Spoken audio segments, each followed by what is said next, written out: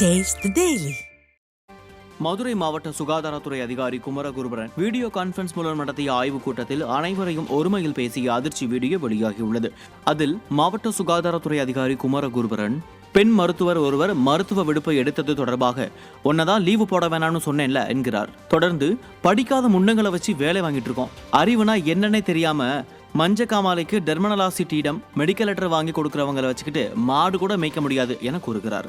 மற்றொரு மருத்துவர் வீடியோ வரவில்லை என கூறும்போது குமரகுரு கூப்பிட்டார்னு சொல்லியிருந்தா ஃபர்ஸ்ட் கம்முன்னு வந்திருப்பேன்ல என்கிறார். இதை கண்ட பொதுமக்கள் இதுதான் விடியா ஸ்டாலின் அரசு அதிகாரிகளின் லட்சணமா என கடுமையாக விமர்சிக்கின்றனர்.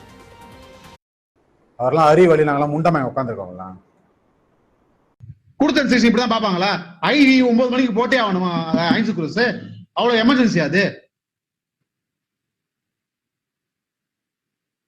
இப்பதான் வேலை செஞ்சு அப்படியே எல்லாரும் வந்து பாத்துட்டு பாராட்டுவாங்களா உங்களை?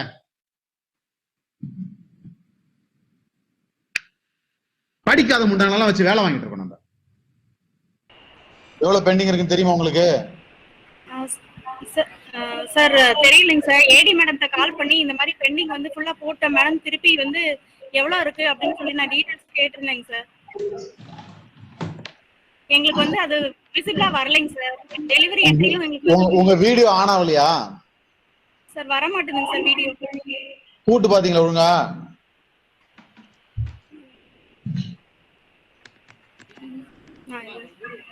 இப்ப எப்படி கூட்டணி வந்து போச்சு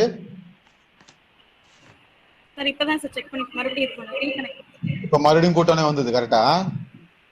ஃபர்ஸ்ட் கூப்பிடும் போதே குமரகுரு கூப்பிடுறான்னு சொல்லி தான் வந்திருக்குமே கம்முன்னு. மதுரை மாவட்டம் உசிலம்பட்டி அருகே கார் மோதி 4 பேர் பலியான அதே இடத்தில் மீண்டும் விபத்து ஏற்பட்டு ஒருவர் படுகாயமடைந்த நிலையில் அப்பகுதியில் தடுப்புகள் அமைக்க கோரி பொதுமக்கள் சாலை மறியலில் ஈடுபட்டது பரபரப்பை ஏற்படுத்தியது. குஞ்சாம்பட்டியில் ஒரே குடும்பத்தை சேர்ந்த 4 பேர் மீது கார் மோதிய விபத்தில் உயிரிழந்தனர். இந்த நிலையில் மீண்டும் அதே இடத்தில் இருசக்கர வாகனம் மோதிய விபத்தில் செல்வாக்கியம் என்பவர் படுகாயமடைந்து உசிலம்பட்டி அரசு மருத்துவமனையில் அனுமதிக்கப்பட்டார். இதைத் தொடர்ந்து அடிக்கடி அப்பகுதியில் நிகழும் விபத்துகளை தடுக்க ஸ்டாலின் மாடல் அரசு தடுப்புகள் அமைக்க வேண்டும் என வலியுறுத்தி பொதுமக்கள் மரக்கிளைகளை போட்டு சாலை மறியலில் ஈடுபட்டனர். இதனால் மதுரை தேனி செல்லும் தேசிய நெடுஞ்சாலையில் போக்குவரத்து பாதிக்கப்பட்டது.